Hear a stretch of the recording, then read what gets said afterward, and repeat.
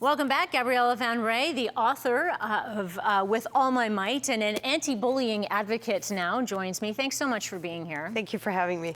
You have an amazing story. What made you decide to put your own personal experience down in a book? The reason I did it is I was so amazed that the social issues are still there. I mean, you think 40 years later that we would have grown up and be nicer, really, and we're not. So I thought, for me, the story is not unique, but it is. But what I've noticed, it resonates with everyone. At a moment in time, you feel that you didn't belong to something, whether it's school, whether it's a group, whether it's your partner. So that's really what I talk about. Now, give us a little synopsis of your story. Born in Pakistan in the 60s, and then, which is rare just to be adopted already, but then adopted all the way to the Netherlands. And you can imagine that I stood out instantly. They're very tall, they're blonde, blue-eyed, and I don't think they had ever seen a little child like me. And so I was one of the lucky ones, but then my parents traveled around on top of it. So each time I had to learn adaptability again. So you finally got in at one school and managed to get all of the social issues out of the way. Yes. People accepted you, and then your parents moved and you started all over again. All over again. What did that teach you as you were growing up? Well, it taught me that we're a little bit ignorant and we need to educate. We need to really bring the awareness out there. And so one of the things that's really funny, I'm going to mention this to you. I live here now for 10 years. In Canada, when I say I'm from Canada, everyone believes me. So when I say I'm from Holland, nobody believes me. So that's strange because, you know, we're a melting pot everywhere. Right, right. Every country has so many colors and so many different cultures. But that even today, in society today, people question you if you say they question you're Dutch. me immediately. Yeah.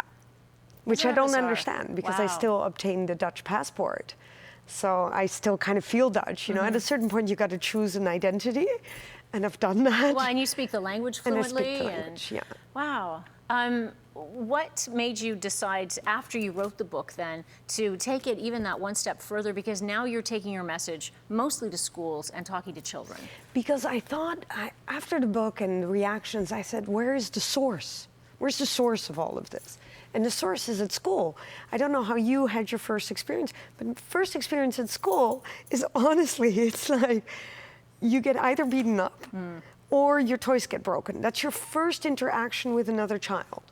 And although your parents say that's okay, you're kind of really worried the first time this happens. And so I write about that because if that's where the source is, could we find a way? I always have a slogan, and it's called, "We've dropped the ball on human kindness." How am I going to teach anti-bullying if I don't teach kindness first?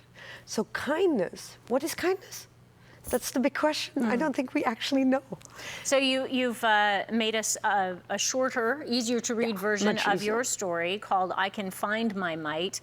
And you have a very interesting analogy about the yellow M&Ms. Yes. So the yellow M&Ms for me were all the Dutch people. And you see, there are different hues and shades. So, I mean, it's not like they're all yellow. They're different.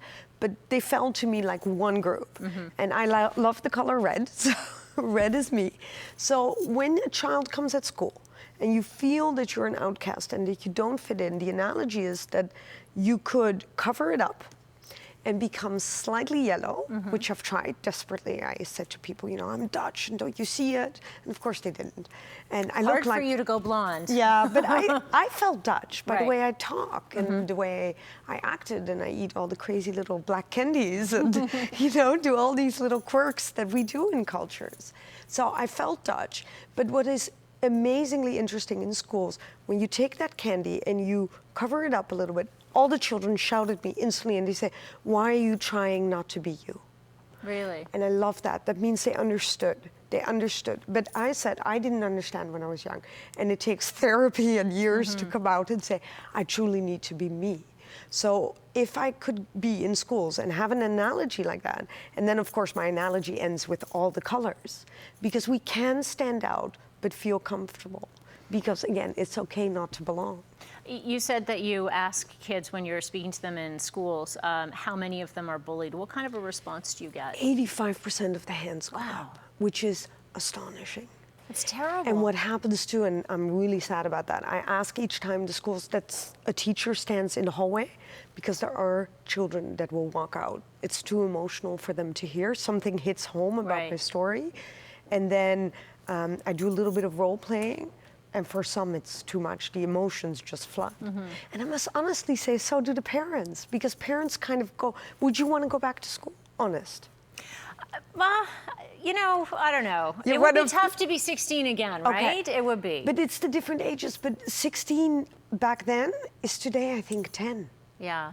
So I think it's the 10-year. When I was 16, 16 was hard. Right. But I think it's 10 today. It's like 8, 9, 10 that going towards the middle school, going towards junior high, it's really tough. I wish we could sit and chat longer. Gabriella, so nice to meet you. Thank you for coming in and sharing your story. Where can we get your books? You can get it on Granville Island at Blackberry Books, and you can get it at Chapters in Langley, but Amazon is always the best. the easiest, Okay, and my website. Thank you very much. Congratulations on your journey, and best of luck. I know you're heading out to deal with the schools now and coming into back to school time. So thank you very much. Thank you. Thanks for sharing your story.